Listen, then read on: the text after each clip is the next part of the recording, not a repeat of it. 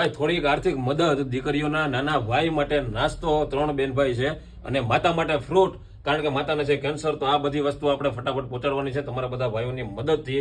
13 વર્ષની ઉંમરે દીકરીઓ મજબૂરીમાં ભણતી ઉઠી અને મજૂરિયા ચડી ગઈ છે ભાઈ. 150 રૂપિયા એક દીકરી કામ કરે છે ને એક દીકરી એની માતા માટે રહે છે સ્પેશિયલ હોસ્પિટલ માટે. માતાને છે ભાઈ કેન્સરની તકલીફ. તો આ બધો સામાન એના માટે છે અને હાલો ફટાફટ પહોંચાડીએ એની પાસે.